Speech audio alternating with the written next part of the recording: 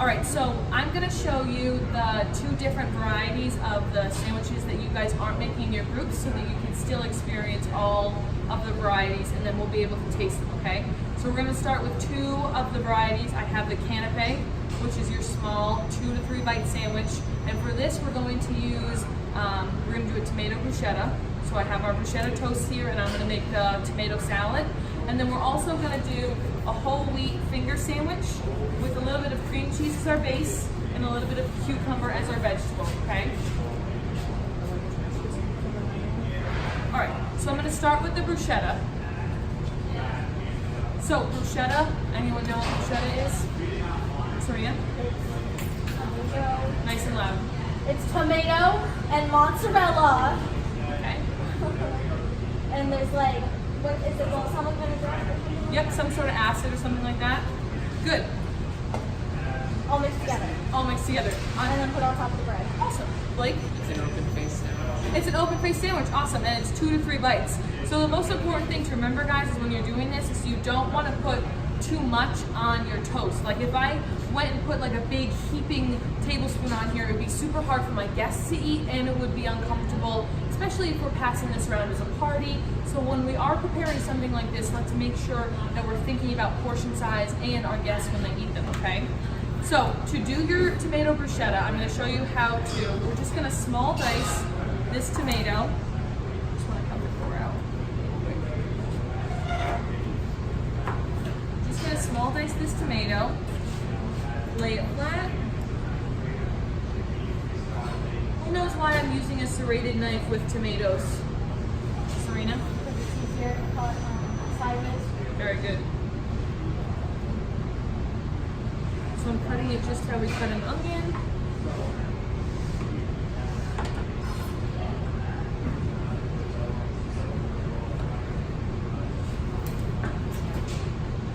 And then just in nice uniform bits. This would be the same way that you would start if you were going to make like a fresh tomato salad. You would start the same way. And essentially we are making like a fresh tomato salad or salsa. The only thing that's different about this is that we're not going to put like the spice factor, so we're not going to put the onion or jalapeno or anything like that, okay? So I have my diced tomato, and I'm just going to dice this one up. Now, some people don't believe in putting mozzarella cheese on it. That's totally up to you. I'm going to melt a little cheese on it for you guys to taste after.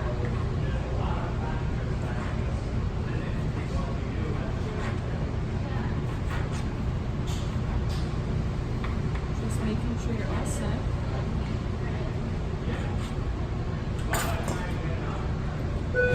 Alright, so tomato is diced. Next you're going to season it. Salt, pepper, I'm just going to use our traditional tri-spice. So just a little salt, pepper, garlic. We don't want our flavor to be bland. A little bit of oil, give it a little bit of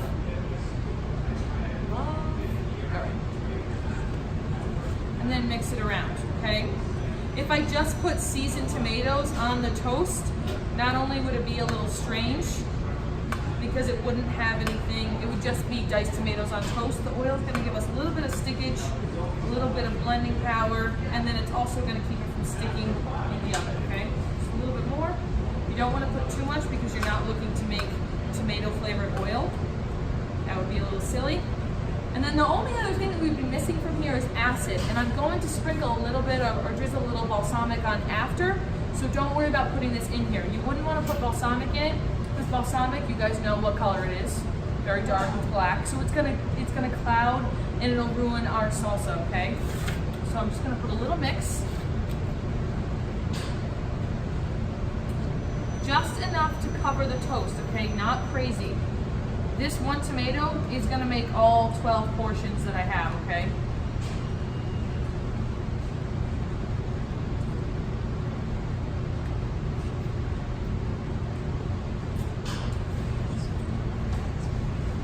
Can you see how I'm doing this, guys? Okay. And I'm not crazy loading it up because remember, if a customer or a guest bites into it and they spill all the tomato in front of them, they're gonna be a little mad and they're not gonna be able to eat it, right?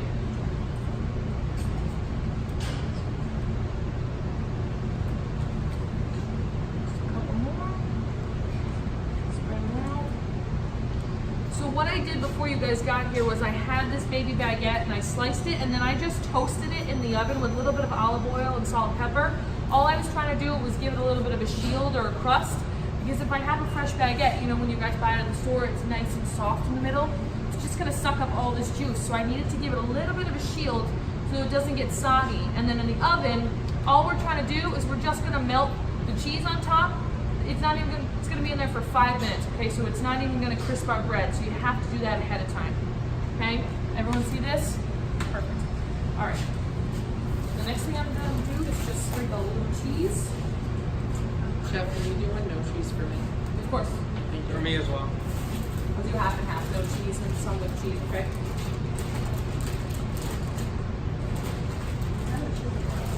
What? Give me my no cheese. Just a little bit. Nothing crazy, just a little melted cheese.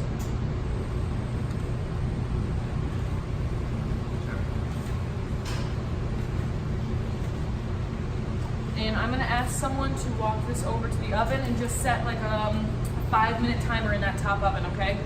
And then on your way back, can you grab the balsamic glaze off the top shelf so I can show you? Okay, any questions on the canapé style sandwich? No? We're clear? All right.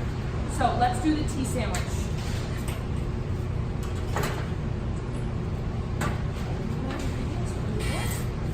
All right, so for the tea sandwich, very simple. We're just gonna do a mixture of a cream cheese spread as well as like a thin sliced cucumber for a little crunch, okay?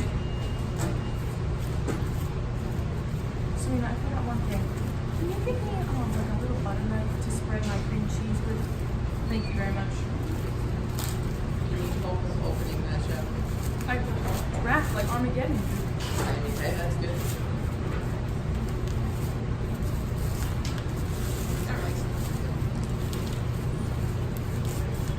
So I'm gonna unwrap my cream cheese. Save all this good plastic wrap so we don't waste it. Now, I'm only going to use enough cream cheese to cover this bread, so it's not going to be a crazy amount, okay? And remember, what is the one thing we do with tea sandwiches? What do we cut off of our bread? The crust, good. They're supposed to be very pretty and delicate, okay? So I'm going to keep the crust on until I'm ready to cut my bread to serve it to the guest, okay? Thank you. So, I'm gonna move that right out of the way, and I'm just going to cut a little bit of cream cheese off. Now I have a spatula over here that I'm going to just firmly, because our cream cheese is still a little cold, so I'm just going to stiffen it up, soften it up a little bit. It's a little stiff.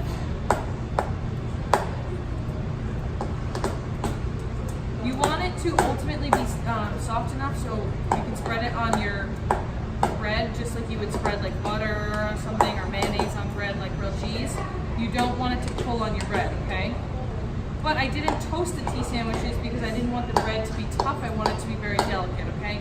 The only real crisp element in this is going to be our cucumber, okay? I'm just gonna give it a little season. Salt and pepper.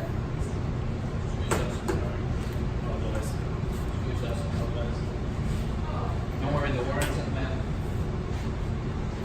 All right, so for my filling, I'm going to put a little thin sliced cucumber, okay?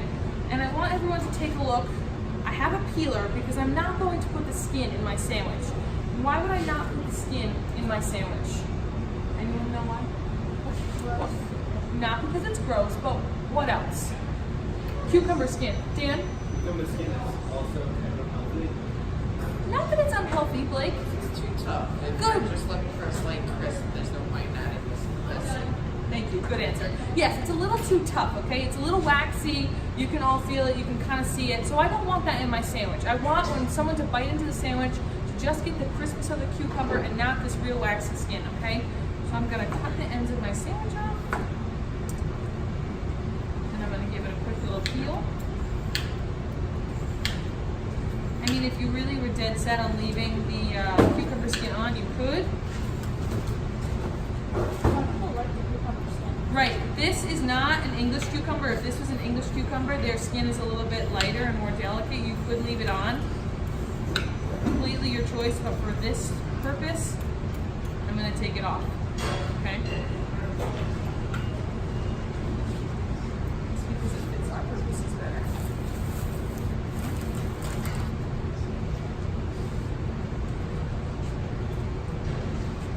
All right, so also to keep in mind, when you're slicing your cucumber, we're not looking for these big fat slices, okay? We're looking for really thin, very delicate slices, okay? Because think about it, a tea sandwich, where do we serve these tea sandwiches? Who can remember from the lecture, where do we serve our tea parties, Ricky? Tea parties? Wedding showers, baby showers, as hors d'oeuvres. They're supposed to be nice, light, and delicate, okay? So we don't want a big, clunky slice of cucumber kind of ruining our sandwich. So I'm gonna slice them nice and thin.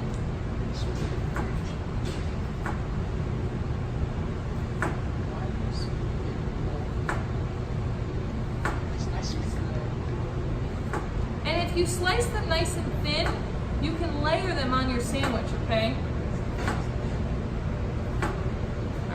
That'll be enough for our sandwich. I don't want to overdo it. All right, so I'm going to start with one side of our bread. I have my softened cream cheese mixture that's seasoned a little bit. You go check that.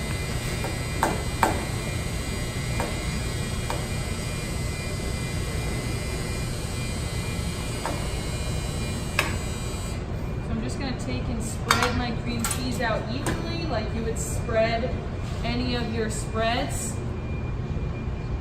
Don't spread the cream cheese all on one side. If I put all my sticking agent on one side of the bread, the other side would just kind of be loose and floppy and it wouldn't come together like a cohesive sandwich, okay? So be careful when you're doing this and make sure you spread it out nice and even. Also, we're just cutting the crust off. So see how I'm spreading the cream cheese all the way out to the side of the toast? Don't leave any bread there because that's bread that won't have flavor on it, okay? So I'm just gonna spread this other side of toast.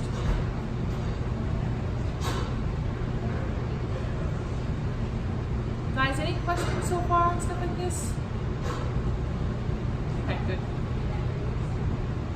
And this is not the only canapé or tea sandwich recipe. This is just a pretty super traditional one.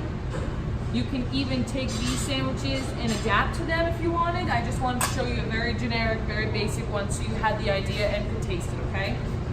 So from here, I'm going to take and layer my cucumbers. Now see how I'm pushing them all the way out to the sides of the bread?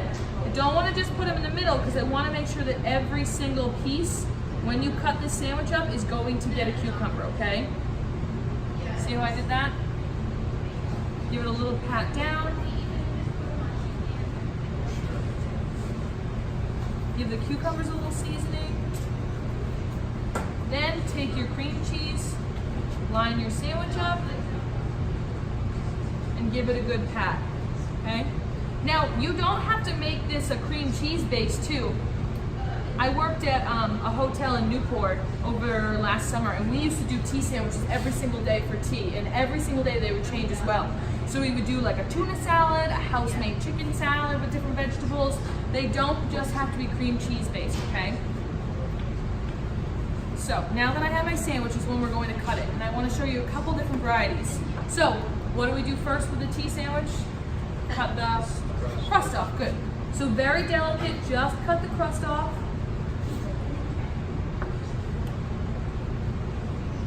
See how our bread has a little bit of a crown on it? Don't stress, okay? Just cut the crust off. Last piece.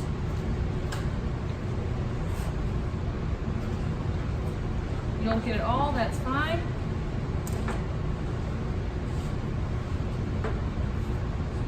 So from here is where you really have a little bit of variety. You could take, and if you wanted to do a larger tea sandwich, 2 or 3 bites, you could cut this in half and serve triangles. If you want to cut it into quarters, you can do that as well. You could also, if you wanted to cut a small shape out of it, you could cut a shape. You could get a star cutter, or you could do a different variety of shape depending on what you were doing, okay? So for you guys, for this purpose, I'm gonna cut it into quarters, and then we'll cut it into small bites later so that you can taste it, okay? But I just wanna show you. See how you have that pretty inside with your cucumber and your cream cheese? Okay. Fantastic. All right, so that's those guys. Serena, can I have those toasts and we'll finish them up so you guys can try those as well?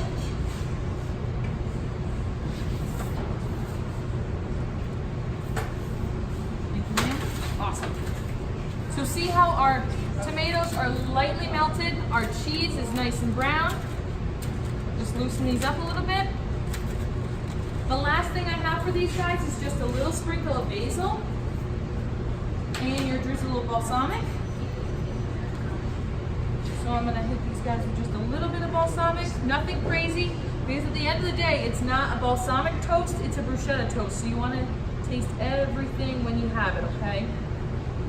Just gentle.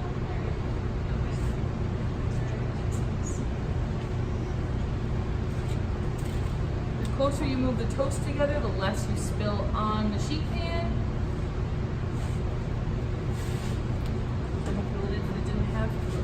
And then just a little sprinkle of basil. This is dried basil, it's a little stronger than fresh basil. And fresh basil is definitely appropriate for something like this. It would be a really, really nice pop of green, a fresh chiffonade, but we just didn't have any, so I'm using dried basil, just so you get the flavor, okay? Any questions on these two types of toasts, guys? Anything? All right, so here's the plan. When we get into our groups, everyone's going to take a table. You guys know your groups, you know your recipes, and you know what you need to accomplish, okay? So it's 11:25-ish. I really want to have sandwiches done no later than 12:15. So that gives you about 45 minutes, and that means like sandwiches done, pictures taken with your groups, and tasting and dishes clean, okay? Because we still have production to get done today to be open for Thursday, okay? Any questions on that? All right, so if you guys want to come up, try a little bit of the bruschetta and some tea sandwiches, you're more than welcome to. Then we'll get this cleaned up and into sandwiches, okay? Perfect.